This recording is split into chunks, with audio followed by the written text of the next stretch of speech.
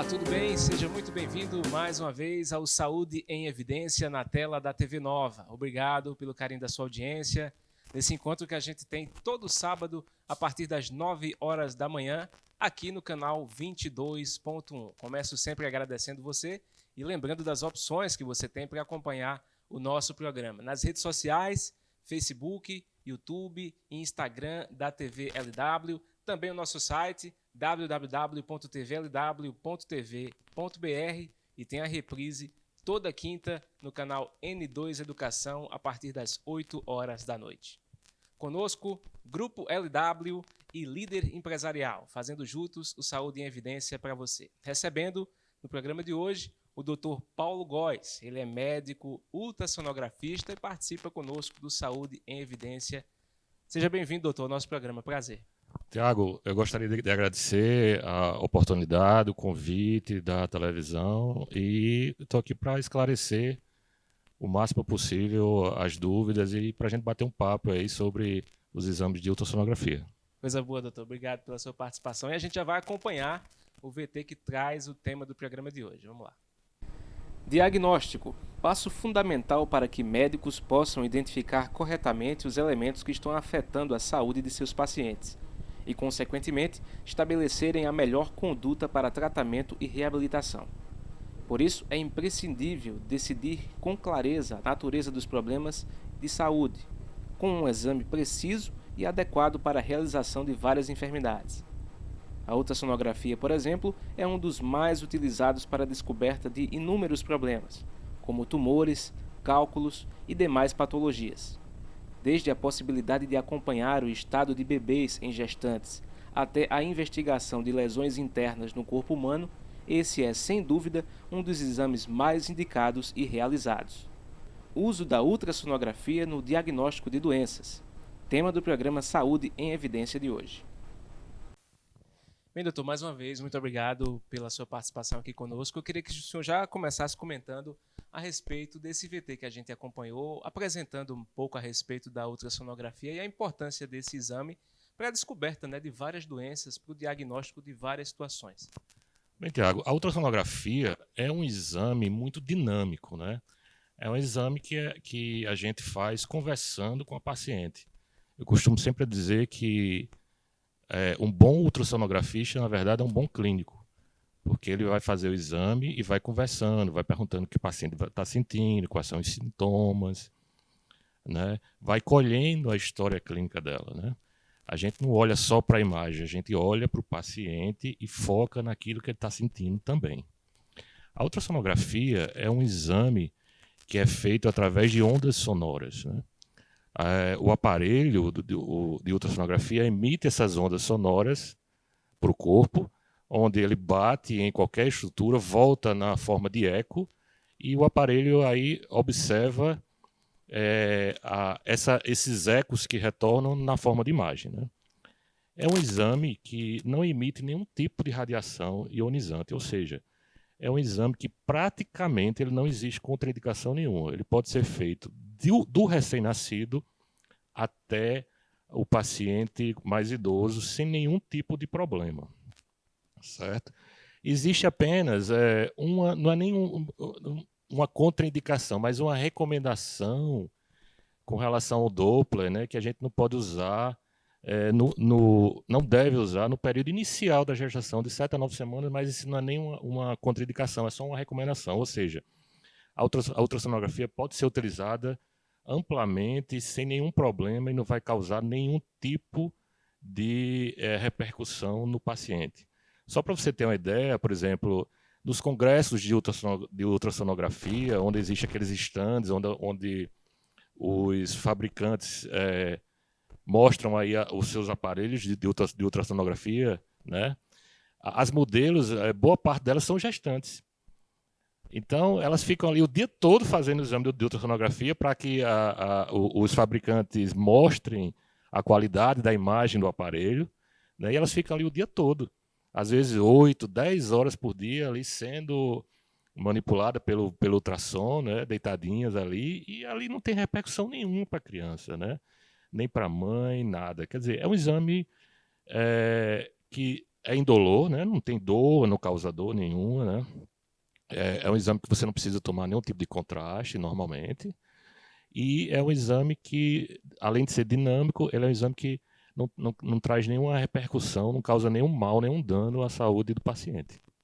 Eu ia deixar essa pergunta mais para frente, mas o senhor já tocou no assunto e abordou um pouco a respeito das gestantes. Eu vou aproveitar a deixa.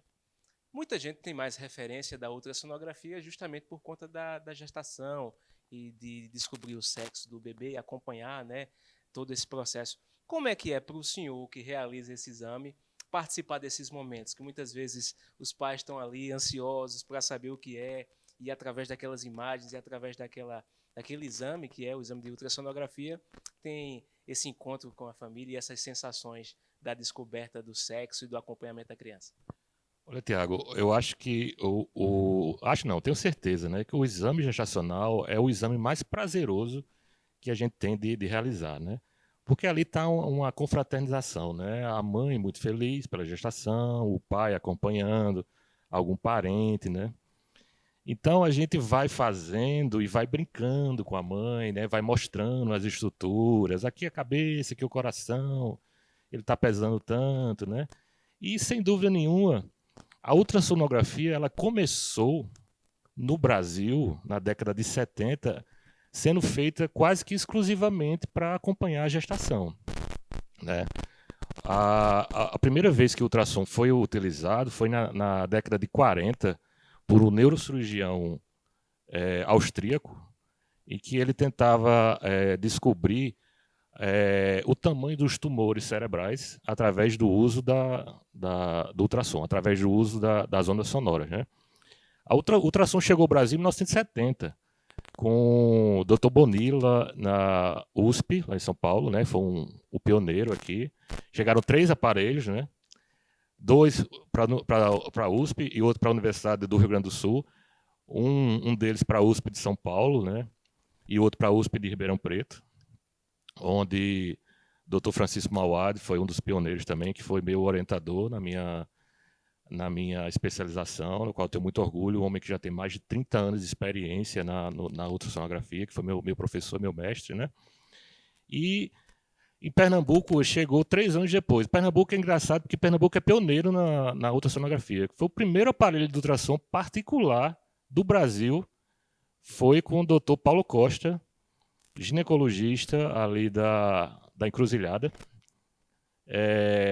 que trouxe essa tecnologia e fazia, né, como a ultrassonografia era feita, basicamente para exames de gestação, né, exames gestacionais. Né.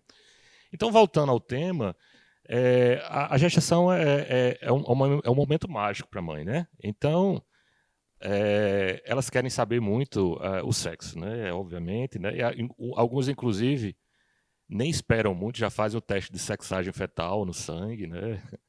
E porque já querem saber, já querem comprar as roupinhas, né? Já querem. Outras já não querem saber porque tem um chá de revelação, né? Então elas querem que a gente escreva no papel, ou então digam ao pai É o que está escondido. acontecendo muito hoje também, né, doutor? Hoje também. E a gente tem que entrar nesse clima, né? Tem que fazer brincadeira com elas, né? Engraçado que eu sempre pergunto assim: você tem preferência por menino ou menina? Aí todas elas dizem: não, o que vier tá ótimo. Aí eu digo a elas: então eu não vou dizer, já que você não tem preferência, né? Então a gente entra naquela brincadeira, né? E tenta ser assim profissional, mas também vendo o lado humano, né? E aí chama o pai, brinca, né? E ver toda aquela festa que a gente faz. Né? É muito prazeroso, é muito engraçado fazer, e a gente tem que entrar nesse clima mesmo de assim, tornar essa fase mais humanizada possível. Né? Obviamente que a gente tem o lado profissional, que a gente vê todas as patologias que podem causar durante o período gestacional, mas assim, o clima de festa realmente é o que predomina, né? Nesse exame. E é muito bom. Assim, todas as vezes que eu faço exame gestacional, eu gosto bastante. Pois é, doutor, a gente vai falar bastante ainda sobre essa questão das mulheres e também o diagnóstico do exame do câncer de mama, né, e tudo mais, o uso da ultrassonografia, mas também a gente vai abordar, claro, as outras patologias que esse exame também ajuda no diagnóstico. Qual o princípio, doutor, da ultrassonografia e qual a diferença para outros métodos de imagem? Como eu já falei um pouquinho anteriormente, o princípio da ultrassonografia é a emissão de ondas sonoras através do aparelho, né? Essas ondas sonoras, elas são emitidas para o corpo, elas voltam em forma de eco e o aparelho reconhece aquilo como imagem, né? É muito semelhante, por exemplo, ao submarino. O submarino tem o sonar. O sonar, o submarino, quando ele está lá embaixo, você não consegue ver nada, né? Obviamente que ele é todo fechado, todo hermeticamente fechado para aguentar aquelas pressões muito grandes do fundo do mar. Então ele emite no sonar ondas aí sonoras, né? E essas ondas sonoras, elas vão através da água e quando ela encontra algum obstáculo, ela volta para o submarino e o submarino percebe que ali tem algum obstáculo e desvia. Então é muito parecido com o sistema do submarino, né? E também do morcego. O morcego a gente sabe que ele não vê, não enxerga muito bem, e ele emite essas ondas sonoras, né? Quando ele está voando, e quando ele tem algum obstáculo, aquelas ondas sonoras batem, voltam para ele observa aquilo como obstáculo e desvia, né? A gente sempre vê assim que o morcego ele tá sempre quase batendo em alguma coisa, mas ele nunca bate, né? Porque ele consegue observar através desse sistema de onda, né? É um exame que não emite radiação ionizante, né? Não tem contraindicação, não faz mal a ninguém, né? Diferentemente, por exemplo, da mamografia, que tem radiação ionizante, da densitometria óssea, que utiliza radiação ionizante, tem as suas limitações, né? Da tomografia também, né? Já a ressonância magnética, ela é utilizada através da radiofrequência associada ao magnetismo, também não utiliza radiação ionizante, né?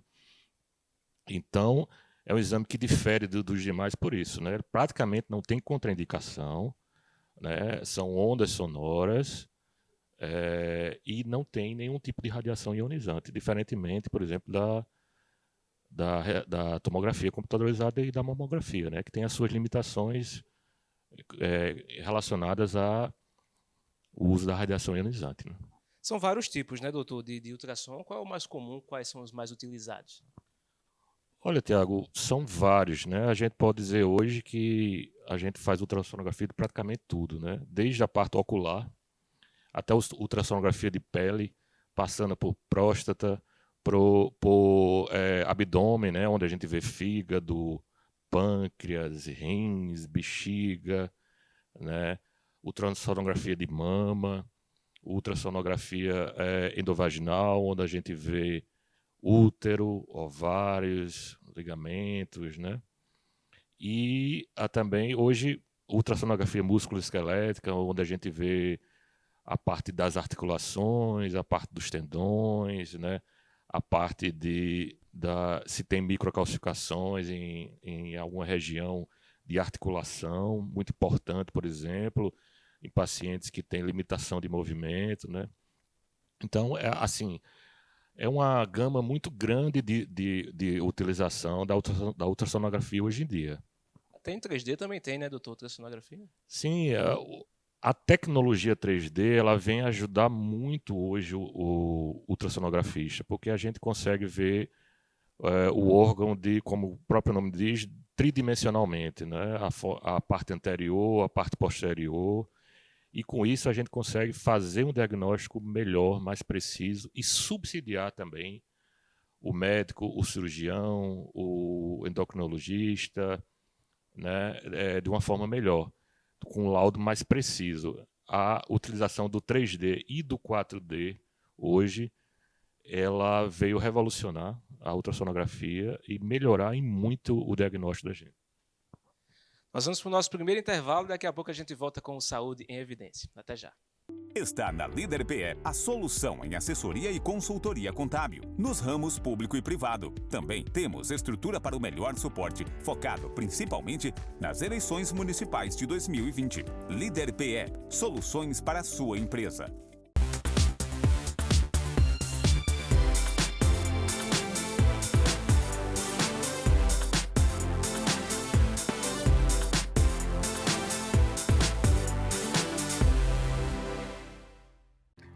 O LW Hotel se encontra de portas abertas. Estamos de volta, aguardando você, cliente, com toda a qualidade e carinho de sempre. Nossa equipe está preparada e seguindo todas as normas e recomendações do Ministério da Saúde. Entrada, recepção, quartos, todos devidamente higienizados com os procedimentos adequados para garantir a você uma estadia tranquila. Neste momento, a sua saúde e segurança são a nossa prioridade. LW Hotel, sinta-se em casa. Voltamos com Saúde em Evidência para você na tela da TV Nova. Obrigado, agradeço sempre o carinho da sua audiência e lembro, todo sábado a partir das 9 da manhã aqui no canal 22.1.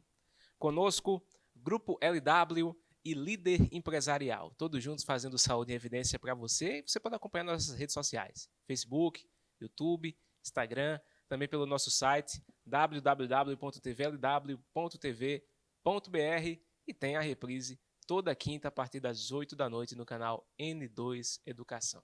Doutor, a gente tem uma pergunta para o senhor, a gente tocou no assunto do primeiro bloco, sobre gestantes, a gente tem pergunta de uma mamãe, a Ingrid mandou essa pergunta para o senhor, vamos acompanhar. Olá, meu nome é Ingrid Ventura, estou grávida de 35 semanas e gostaria de saber do Dr. Paulo para que serve e quando é indicado a ultrassom com Doppler. Eu queria que o senhor respondesse aí a Ingrid, mamãe no segundo bebê. É uma pergunta que muitas gestantes fazem, né? Vamos ver a parte histórica primeiro do Doppler, né? O que é que significa o Doppler? O Doppler foi uma homenagem a um físico e matemático austríaco chamado Johann Doppler. Ele estudava, na época, século XIX, isso, 1840, basicamente. Ele estudava a propagação de ondas sonoras em movimento.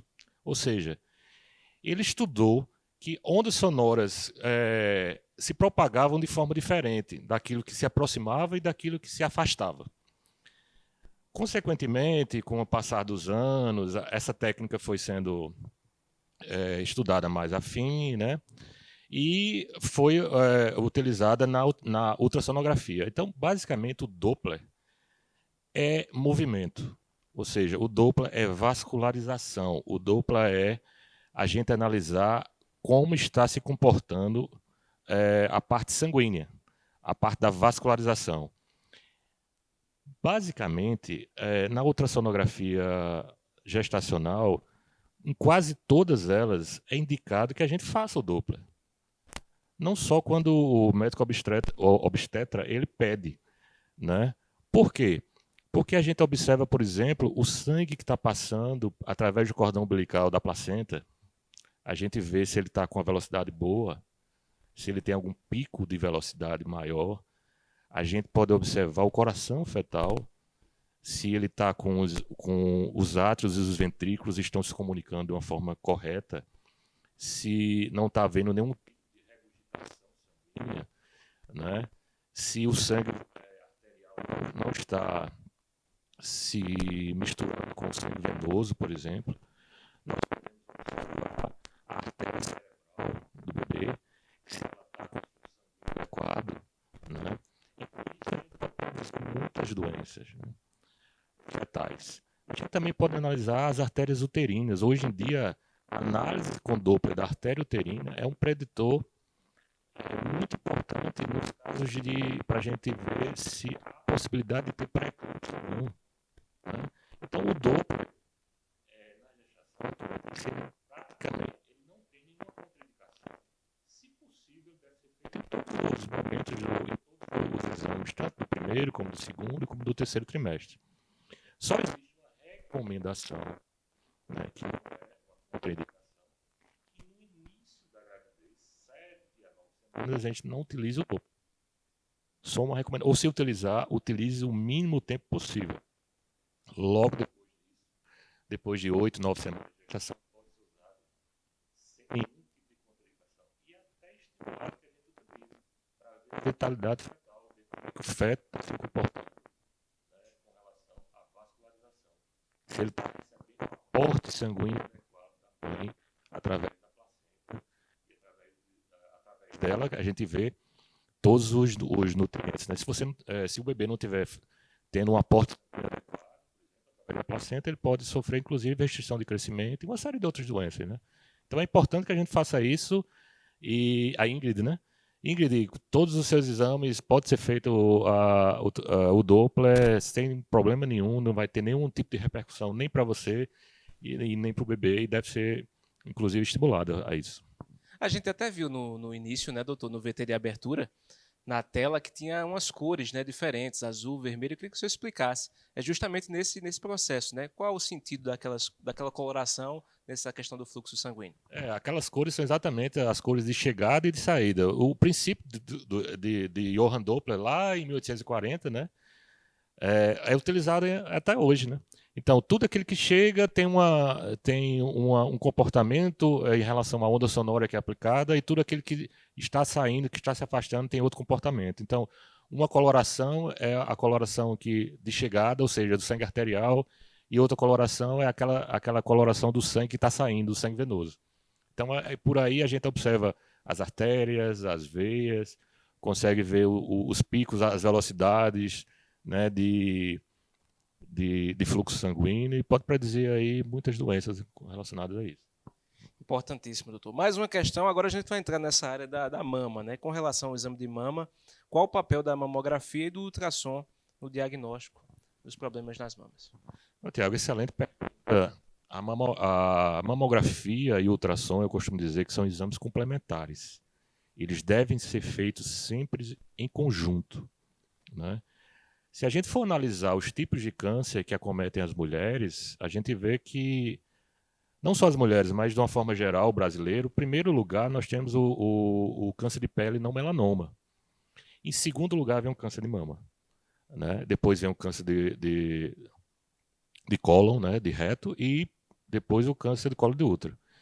Então, o câncer de mama é o segundo que mais acomete as brasileiras e os brasileiros anualmente. Quando eu digo brasileira e brasileiro, eu digo que homem também pode ter câncer de mama, e a gente vai ver isso logo depois aí, né? Então, são exames complementares. A mama, quando a mulher é muito jovem, a mama a gente chama de mama densa, que ela tem um tecido fibroglandular, o tecido mamário, muito proeminente. E com isso, a mamografia, que é feita com raios ionizantes, ela não consegue penetrar muito bem na mama. Então, muitas vezes, quando a mulher é muito jovem, o exame da mamografia é inconclusivo. E aí entra a ultrassonografia para retirar aquela dúvida. Já em mulheres mais velhas, a partir dos 40 anos, por exemplo, a mama ela vai sendo substituída. O tecido fibroglandular, o tecido mamário, ele vai sendo substituído por gordura. E aí a mamografia é mais indicada porque ela pode penetrar mais na mama, né?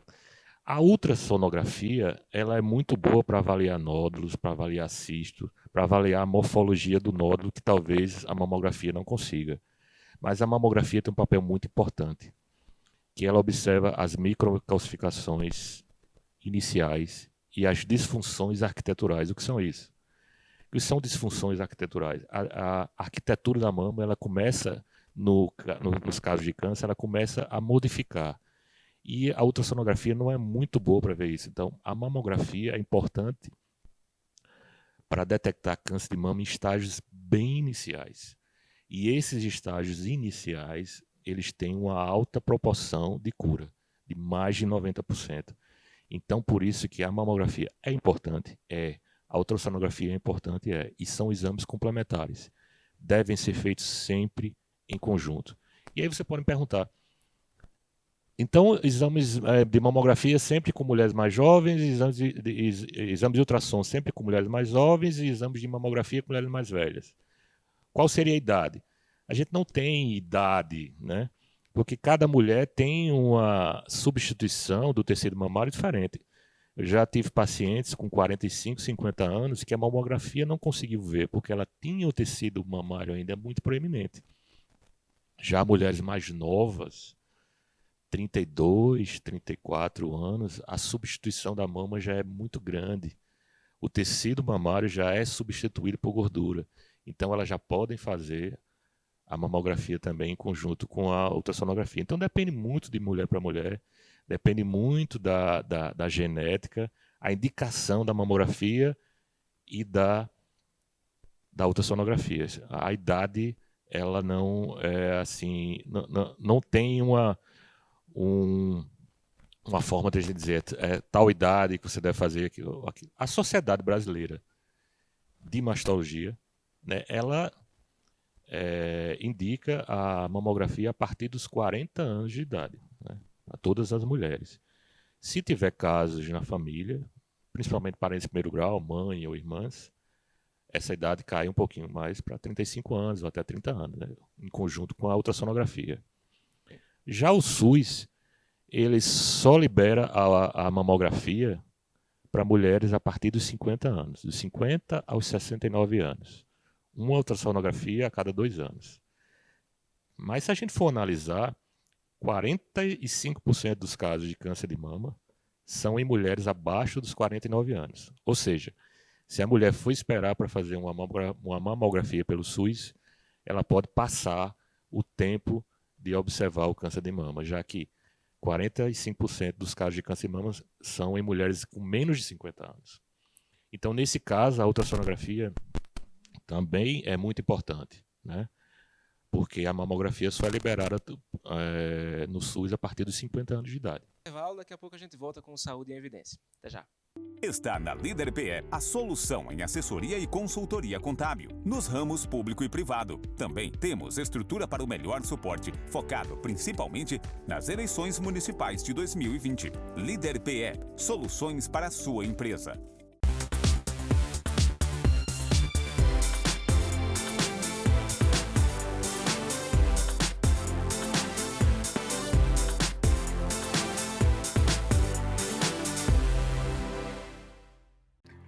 O LW Hotel se encontra de portas abertas. Estamos de volta, aguardando você, cliente, com toda a qualidade e carinho de sempre. Nossa equipe está preparada e seguindo todas as normas e recomendações do Ministério da Saúde. Entrada, recepção, quartos, todos devidamente higienizados com os procedimentos adequados para garantir a você uma estadia tranquila. Neste momento, a sua saúde e segurança são a nossa prioridade. LW Hotel, sinta-se em casa.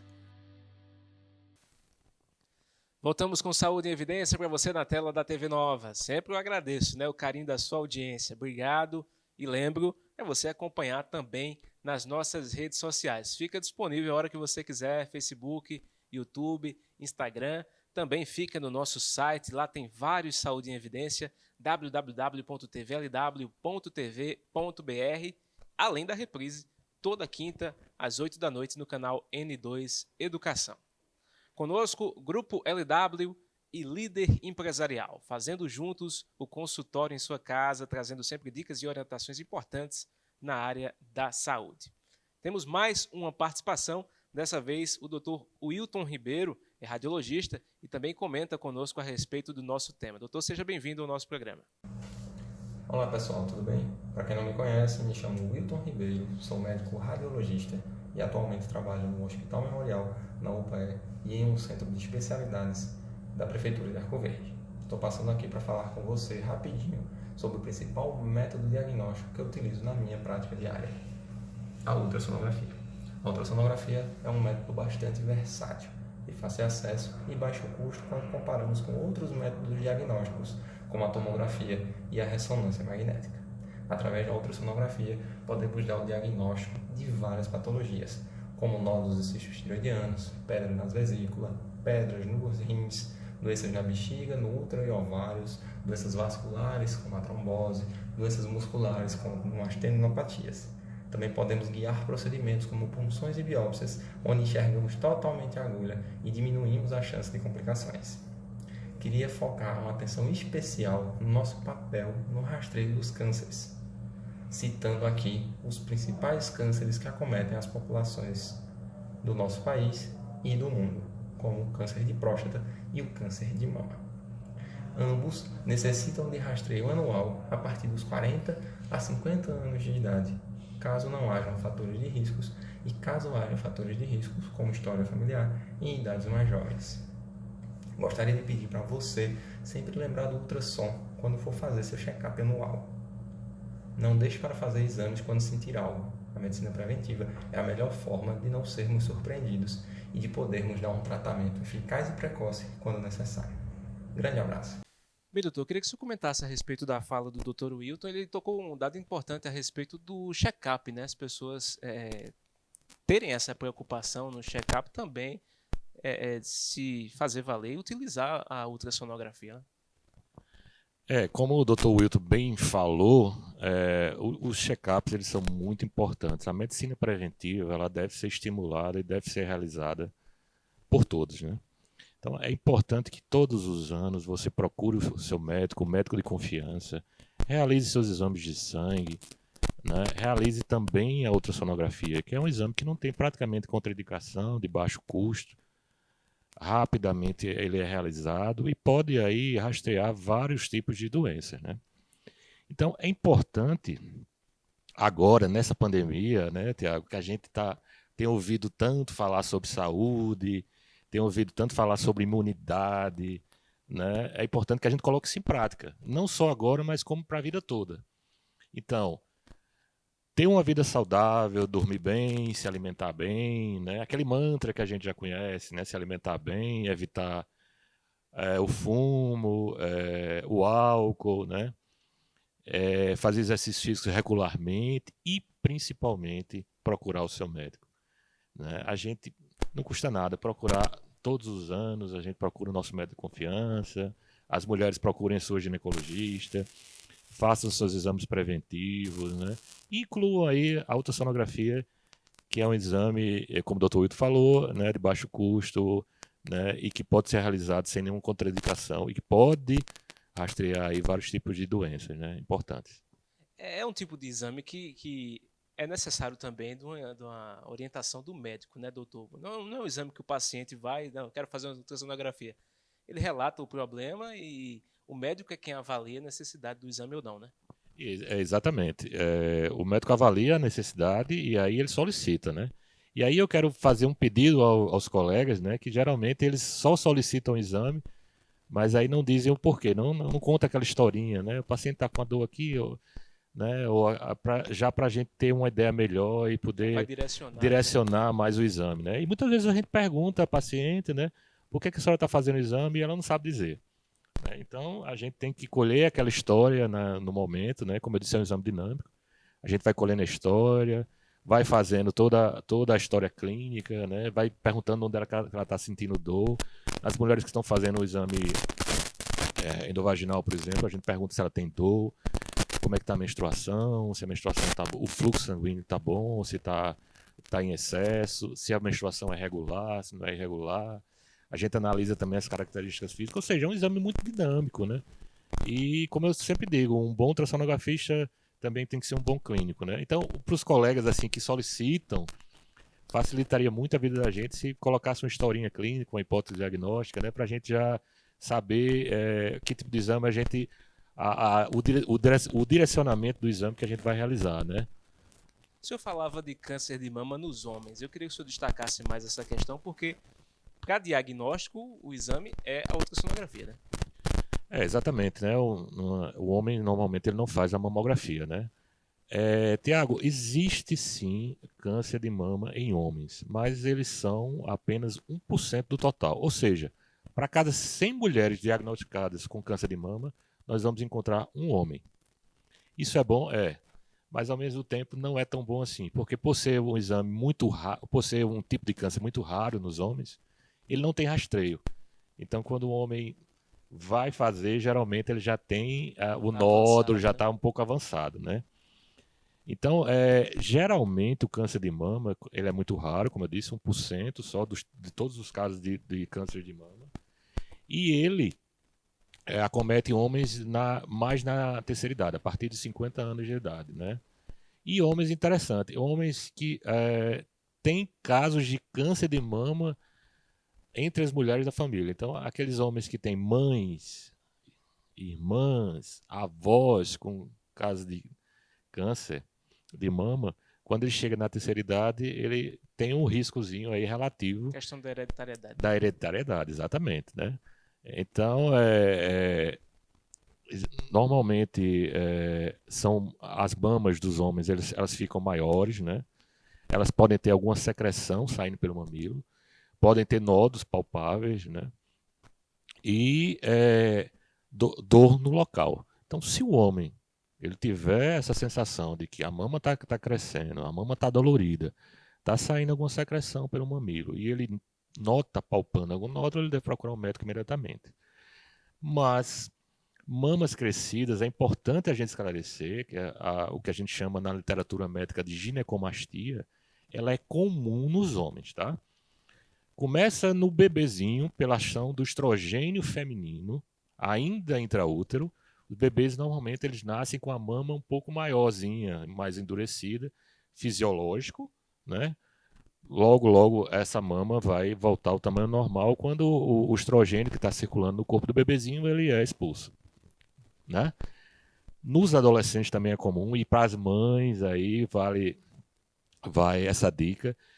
Nos adolescentes até 14 anos, 65% vão apresentar aumento da mama.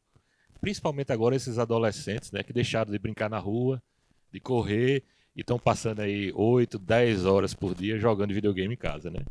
Então, os casos de obesidade infantil têm aumentado, e aí, consequentemente, a ginecomastia masculina nessa faixa etária.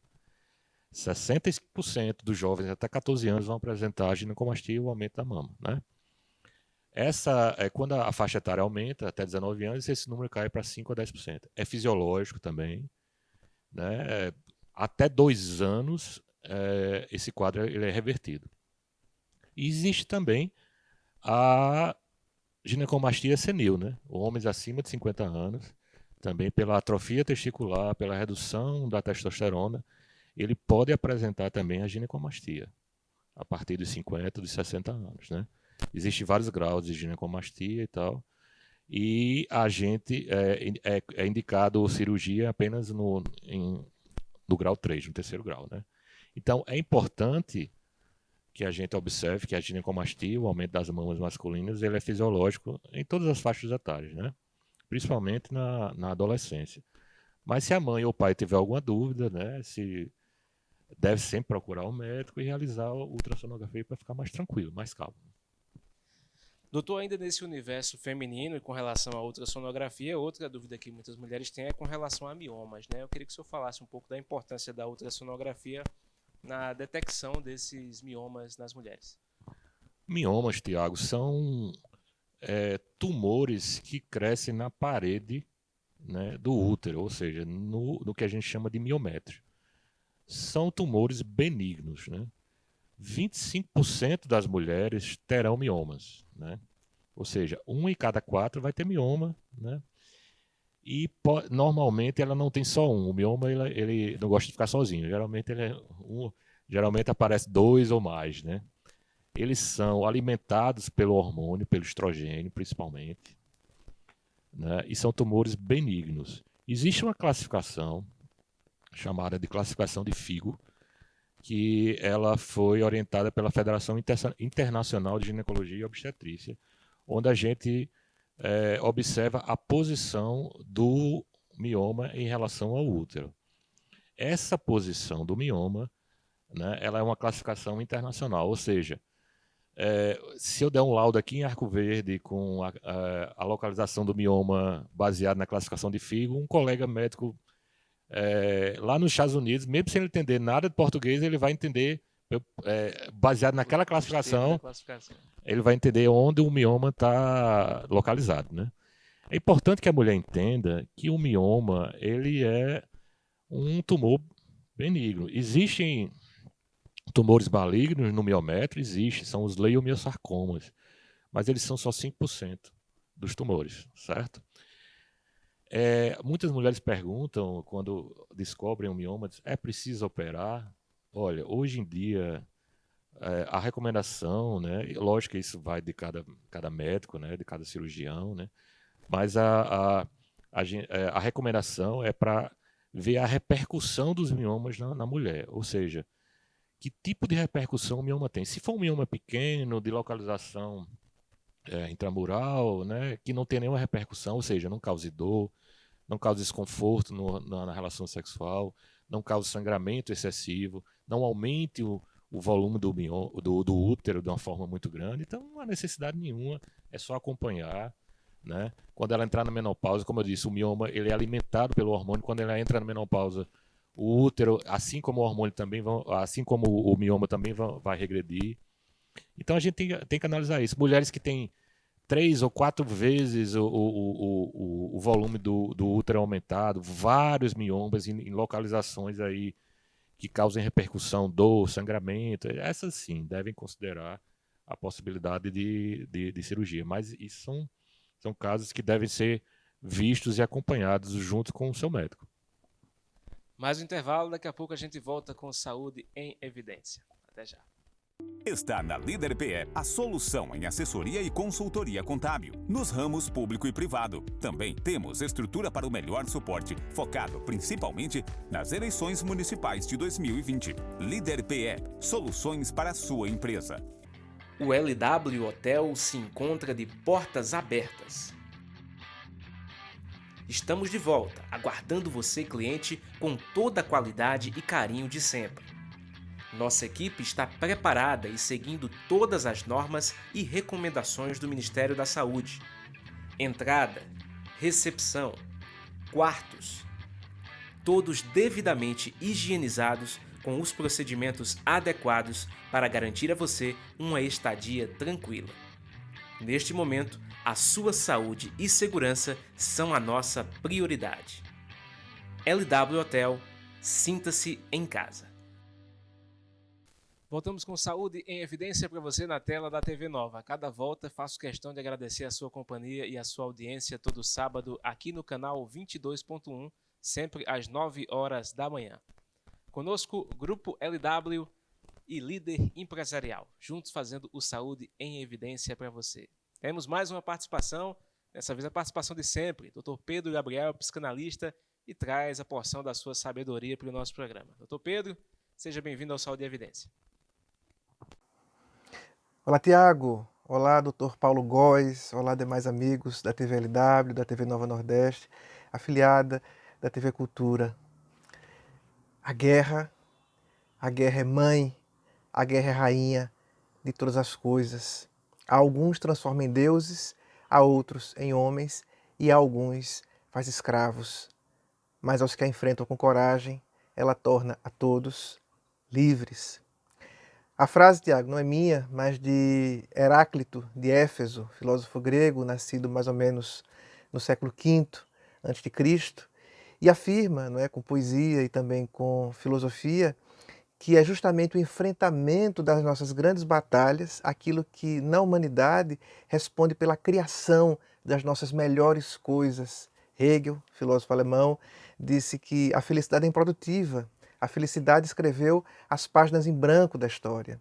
Somente as nossas lutas pessoais e coletivas e as tentativas de superação é que são capazes de produzir as grandes invenções, as grandes conquistas, as grandezas do ser humano. No caso da Segunda Guerra, essa tragédia, esse horror que afligiu boa parte do mundo hoje conhecido, ela produziu também, como tentativa de superação, um conjunto imenso de avanços e de conquistas humanas. Os testes psicológicos, hoje utilizados como ferramenta diagnóstica ou como ferramenta de seleção de pessoas na tentativa de criar empresas mais humanizadas, iniciou-se na Segunda Guerra Mundial. A Segunda Guerra Mundial, que arrasou uma parte da Europa, respondeu pela recriação do Louvre. O Louvre ele foi inaugurado em 1879, agora em agosto é aniversário do Louvre, mas ele não tinha nem de longe a exuberância que hoje possui, que foi fomentada e cultivada a fim de restituir aquilo que as bombas houveram de destruir. E também, a Segunda Guerra Mundial nos trouxe a tecnologia dos ultrassons, essa ferramenta tão importante na detecção de doenças e tratamento das mais diversas patologias. Uma tecnologia fascinante da emissão de sons impossíveis de serem ouvidos porque estão acima, ultrassons, né? Os ultrassons e os infrassons são inaudíveis para a gente, emitidos numa faixa, né, que a gente não consegue ouvir, são disparados em nosso corpo de maneira absolutamente inofensiva, e refletidos pelas paredes duras, moles, músculos, ossos e devolvidas para a máquina. É como se a máquina entoasse uma canção no grande mistério que é o nosso corpo e fosse capaz de ouvir os ecos que tal canção produz. É uma tecnologia, aliás, muito parecida com a dos golfinhos e a dos morcegos, que precisam dessa ecolocalização para se movimentar nos escuros da noite, no caso dos morcegos, e no profundo mar, no caso dos golfinhos. Então veja só que curiosa é essa vida, Tiago, onde, num contexto de guerra e de destruição, tal como foi a Segunda Guerra Mundial, ocorrida entre 1939 e 1945, foi capaz de nos legar como resposta tantas coisas boas. Isso nos ensina, dentre outras coisas, que as nossas tragédias pessoais e coletivas, elas são sobretudo ocasião de construção, ocasião de acréscimo, ocasião de reinvenção e de transformação. E nos escuros e nos profundos de nossa tragédia pessoal, a poesia nos legou uma maneira da gente fazer essa espécie de ultrassom da alma.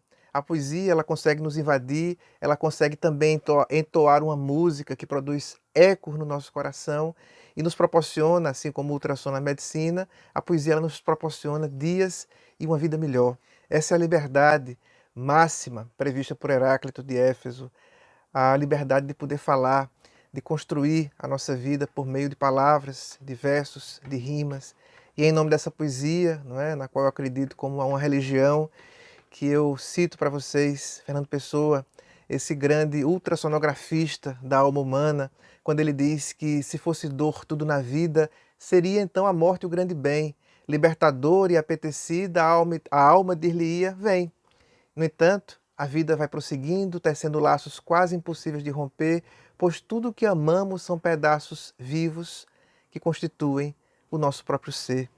Aos amigos que nos escutam, que sejamos permissivos a essas canções que são entoadas em nosso corpo, a canção da dor, a canção da adversidade, a canção do aparelho ultrassom que em nós detecta doenças e nos dá uma chance de cura, e, sobretudo, a canção da poesia, a canção do verso, a vida que em nós insiste em produzir seus ecos. Te passo a palavra, Tiago. Deixo meu abraço ao Dr. Paulo e com a minha saudade e meu carinho de sempre a essa cidade linda de Arco Verde. Bem, doutor, eu queria que o senhor comentasse sobre essa participação, mais uma vez brilhante, do Dr. Pedro e a fala dele a respeito do nosso tema. O Dr. Pedro falou que, né, é muito interessante sempre o que ele fala, né? Ele sempre transforma tudo em poesia, né? Eu gosto muito dessa área, dessa temática, né? E o que ele falou foi a verdade, né? Ele falou inicialmente que nas guerras a gente sempre tem um avanço, né? E o interessante da ultrassonografia é que antes dela se tornar um método diagnóstico, ela foi utilizada no meio militar, né? Ela foi utilizada para a fabricação de sonares, para a fabricação de radares, né? E dessa tecnologia militar foi se aprimorando, e aí nós temos hoje a ultrassonografia diagnóstica, né? E complementando o que ele disse, seria interessante, muito bom que a gente tivesse um ultrassom da alma, né?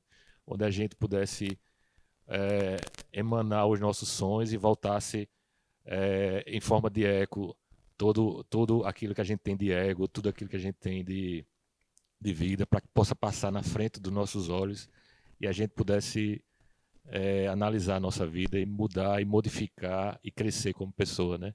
Quem sabe um dia a gente vai ter aí um ultrassom de almas, né? Para que a gente possa analisar toda a nossa vida nessa forma de eco que volta para que a gente possa modificar e melhorar como pessoa. Brilhante, doutor, brilhante. Queria que o senhor comentasse também a respeito da próstata. A gente falou do útero, mas a ultrassonografia também pode ser utilizada para diagnóstico na próstata, né? Exatamente. A ultrassonografia de próstata ela é muito importante, ela deve ser sempre feita nos homens acima de 40 anos, né?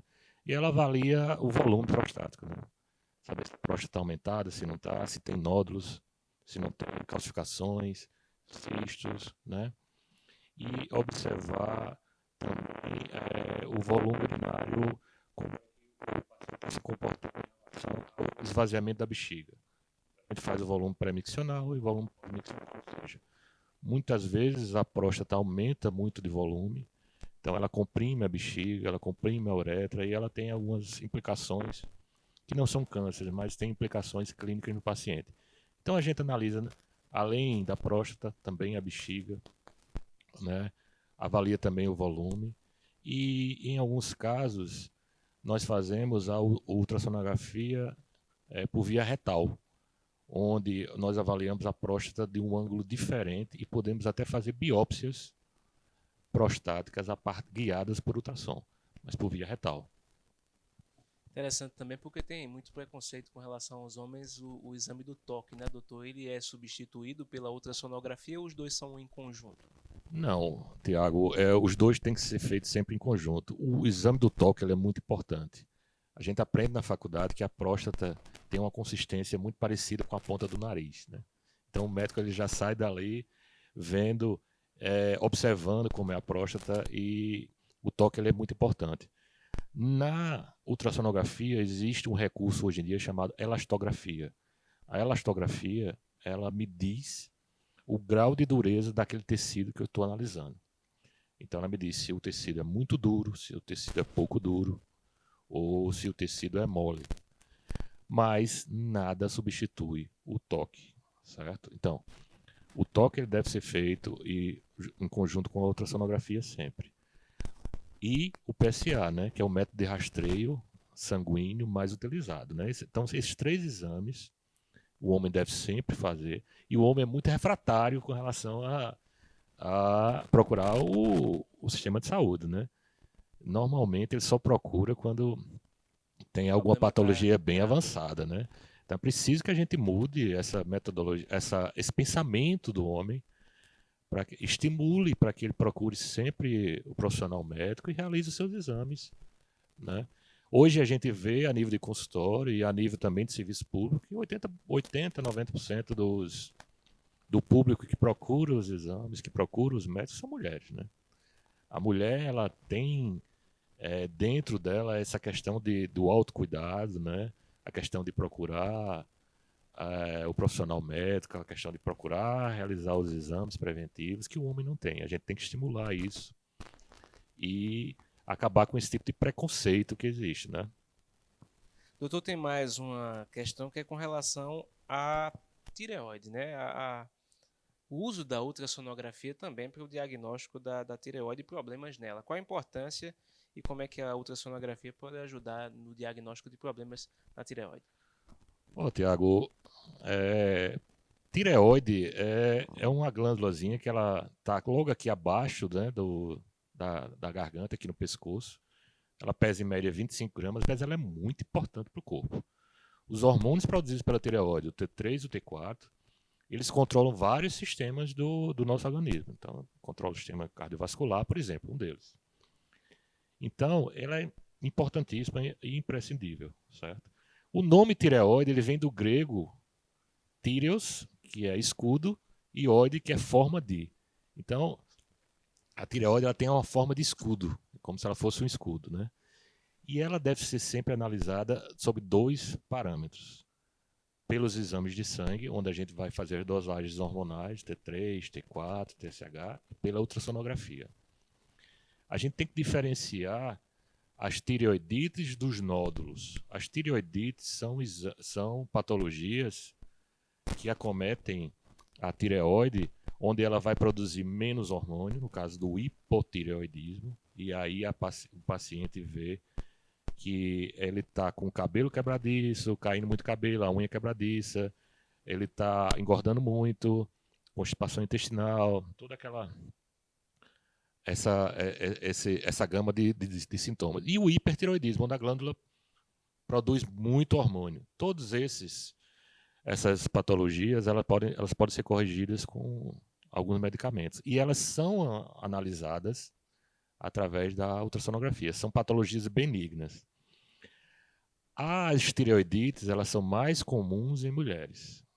Aí a mulher, mais uma vez, sendo agraciada, né, com com essas patologias, né? E elas devem sempre ser analisadas e avaliadas sobre esses dois parâmetros, né? E aí existem também os nódulos tireoidianos, né? Existe uma classificação também, chamada de classificação de TIRADS, que é uma classificação internacional, onde a gente vai avaliar os nódulos sobre diversos parâmetros e vai atribuir pontos para cada análise dessa, né? E a classificação TIRADS ela vai indicar o grau de malignidade daqueles nódulos, né? A gente vai avaliar se é um nódulo sólido, se é um nódulo cístico, né? A coloração, se ele é mais escuro, se ele é mais claro, se ele tem microcalcificações, vai analisar o volume e vai analisar também a vascularização através do Doppler. A vascularização, ultimamente, ela tem saído dessa classificação, mas ela é muito importante ainda ser realizada, né? No caso dos nódulos suspeitos, existe sempre a possibilidade de a gente fazer a biópsia. E a biópsia também é feita guiada pela ultrassonografia, como o Dr. Wilton bem falou, né? É introduzida a agulha guiada pelo ultrassom, para que ela não atinja nenhum tecido circunvizinho, ela vá no alvo, vá no nódulo, retire aquele material e seja estudado, né? Então, a ultrassonografia é importante, né? Cerca de 60% dos adultos podem ter nódulos tireoidianos, mas só 5% são malignos, né? Então, para aqueles nódulos benignos, a gente faz sempre acompanhamento, ultrassom uma vez por ano, para ver se cresceu, se mudou alguma morfologia, né? Para fazer o acompanhamento. Então, muito importante, sempre, exames de sangue, né? Para ver os hormônios tireoidianos e ultrassonografia da tireoide. Nas mulheres, como elas são mais acometidas, né? Eu costumo sempre dizer, assim, falo até com a minha esposa, que é ginecologista, que já deve fazer parte do exame ginecológico. O exame do útero, né? O preventivo, o exame da mama e da tireoide também, né? Então a gente faz... É um pacote só. É o pacote só, né? Que a gente já avalia a mulher como um todo, né?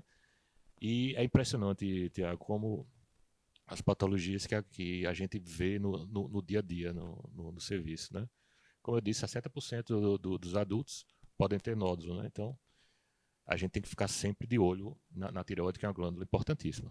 E eu estou aqui impressionado também com o conhecimento do senhor em tantas patologias e a importância da ultrassonografia também para o diagnóstico de várias doenças, né? Precisa conhecer cada uma, as características de cada uma para um diagnóstico cada vez mais preciso, né, doutor? Com relação a isso, eu queria que o senhor falasse sobre as tendências dos exames de imagem para o futuro. A gente está tendo aí o avanço da tecnologia cada vez maior, os dias passando e a gente se surpreendendo com o que chega no mercado, principalmente nessa questão da medicina. Eu queria que o senhor comentasse a respeito de ultrassonografia, o que é que o senhor tem visto e também vislumbrado aí para o futuro.